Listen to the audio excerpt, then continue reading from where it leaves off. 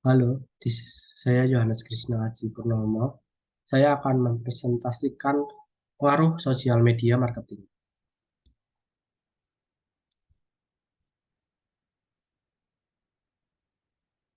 Latar belakang saya memilih makalah yaitu meningkatnya pengguna media sosial di Indonesia dari tahun ke tahun yang sangat besar sehingga menciptakan peluang bagi promosi di Indonesia.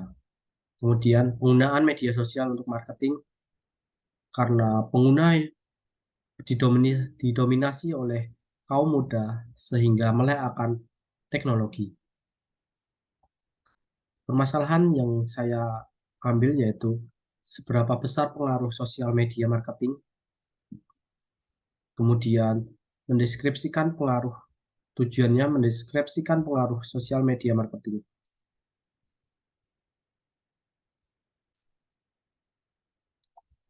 Apa sih itu media sosial? Media sosial sendiri adalah platform digital yang memfasilitasi penggunanya untuk saling berkomunikasi atau membagikan konten berupa tulisan, foto, maupun video.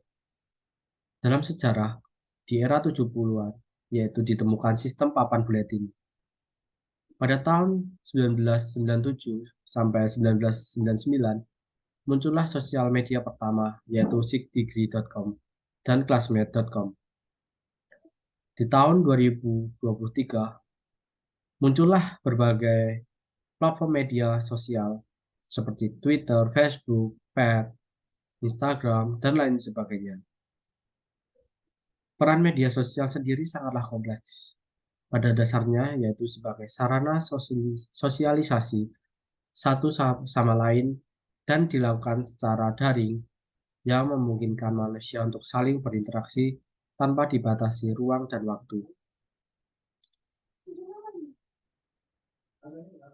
Marketing sendiri mempunyai beberapa karakteristik. Yang pertama ditentukan oleh penerima pesan, yaitu kemudian pesannya itu singkat, jelas, dan pesan itu bebas. Kemudian pesan itu dibuat untuk banyak orang.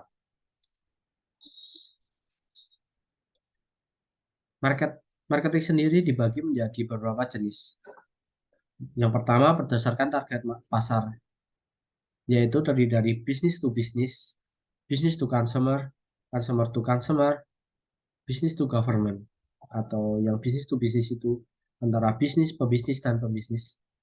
Yang kemudian business to consumer yaitu bisnis ke konsumen, kemudian konsumen ke konsumen, yang terakhir adalah bisnis ke pemerintahan. Yang kemudian berdasarkan teknik pemasarannya, itu terdiri dari word of mouth atau dilakukan secara lisan. Kemudian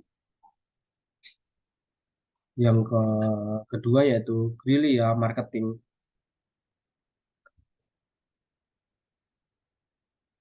Itu memiliki potensi untuk pemasaran yang interaktif, sengaja ditempatkan di tempat-tempat yang tak terduga.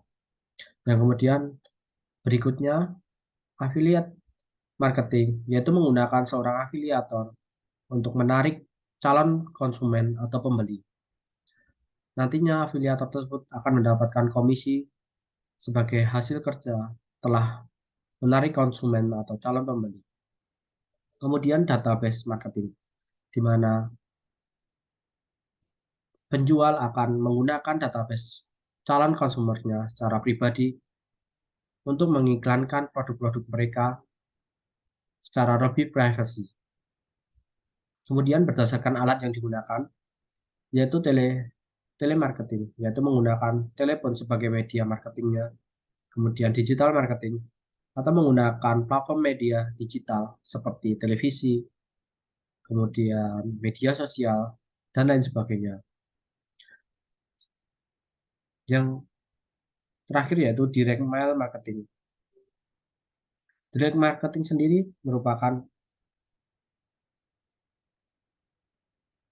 menggunakan surat atau iklan di jalanan seperti banner di jalan-jalan dan sebagainya. Kemudian marketing sendiri mempunyai strategi, yaitu email. Email email marketing adalah model pemasaran atau salah satu teknik yang paling menguntungkan di mana biasanya penjual akan mengirimkan promosi mereka melalui email calon pembelinya. Kemudian mobile yaitu menggunakan aplikasi yang ada di komputer, HP. Kemudian viral strategi di mana merupakan impian suatu perusahaan di mana menyebar dari satu orang ke orang lain dalam jangka waktu yang lama. Kemudian performa marketing yaitu menjamin pengiklan bahwa mereka hanya perlu membayar untuk mendapatkan hasil yang dicapai. Kemudian inbound marketing di mana berfokus pada pembuatan konten yang berharga untuk menarik lalu lintas yang berkualitas dan bekerja menuju penjualan akhir. Kemudian dalam pembahasannya saya akan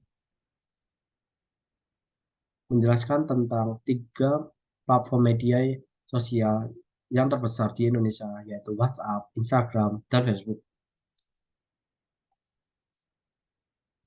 Kita mulai dari WhatsApp. WhatsApp sendiri dari segi pengguna mencapai 88,7% dari penduduk Indonesia, di mana aplikasi ini menjadi yang terbesar di Indonesia. Pengguna dapat berbagi gambar, video, audio, file, serta dapat melakukan panggilan video dan suara secara gratis. Ini merupakan suatu keuntungan bagi pengguna WhatsApp. Kemudian WhatsApp sendiri menghadirkan berbagai fitur, yaitu WhatsApp Group, WhatsApp Story, WhatsApp Business.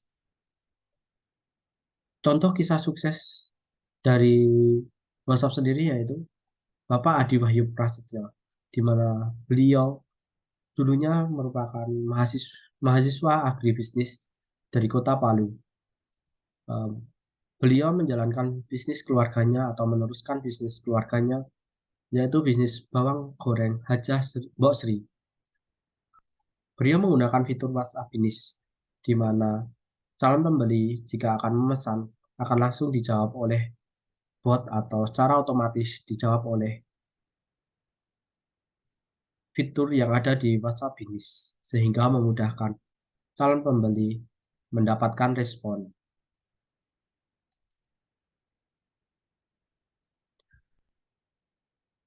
Yang kedua yaitu Instagram. Dari segi pengguna sendiri mencapai 84,8% penduduk Indonesia dan didominasi oleh kaum muda. Instagram sendiri hadir dengan berbagai fitur, yaitu Instagram Business, Instagram Story dan Post, Instagram Hashtag, dan Instagram Reels. Di mana ini semua merupakan platform atau media yang sangat penting dalam Instagram, sehingga dapat melakukan marketing di dalam fitur Instagram sendiri. Kemudian kisah sukses yaitu contohnya Bapak Jangkar Bawono, di mana beliau adalah seseorang pengusaha sepatu kulit. Omsetnya sendiri mencapai 500 juta per bulan. Beliau menggunakan fitur iklan pada aplikasi Instagram. Beliau itu hanya perlu membayar beberapa juta sehingga mendapatkan income berkali-kali lipat dari hasil promosinya. Kemudian dari pengguna Facebook. Facebook sendiri uh, hadir di Indonesia dengan pengguna sebesar 202,2 juta, di mana platform yang memungkinkan para penggunanya untuk menciptakan halaman pribadi, menambahkan teman, serta mengirimkan pesan. Facebook menghadirkan fitur yaitu fitur Facebook Marketplace, Messenger, dan Facebook Ads. Kisah sukses dari penggunaan Facebook sebagai marketing yaitu ibu rumah tangga bernama Farida Retno. Ibu Farida berjualan alat tulis dan busana muslim di daerah Gunung Kidul, Yogyakarta. Beliau hanya mengunggah foto-foto bisnisnya, busana muslimnya di Facebook Marketplace. Dari situ banyak orang yang tertarik dan akhirnya semakin semakin waktu semakin besar usaha beliau. Sampai akhirnya beliau dapat pesanan sampai ke luar negeri seperti Taiwan, Malaysia, Hong Kong, Filipina, dan Kanada. Jadi kesimpulannya yaitu mudahnya menggunakan fitur yang ada di dalam aplikasi baik WhatsApp, Facebook, maupun Instagram membuat pelaku usaha merasa nyaman menggunakannya. Di samping cepat dan hasilnya langsung dapat diketahui. Jadi, fitur-fitur yang ada di media sosial tersebut mempunyai ambil aruh atau ambil besar bagian dalam tercapainya marketing yang ada di Indonesia. Kemudian saran saya, topik ini bisa diperdalam dengan melakukan survei atau penelitian dengan metode penelitian lapangan sehingga memberikan data yang lebih akurat.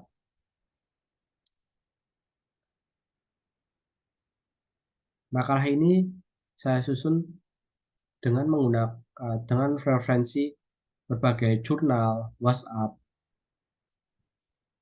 kemudian ada dari internet, website, sehingga dapat dipertanggungjawabkan. Sekian dan terima kasih.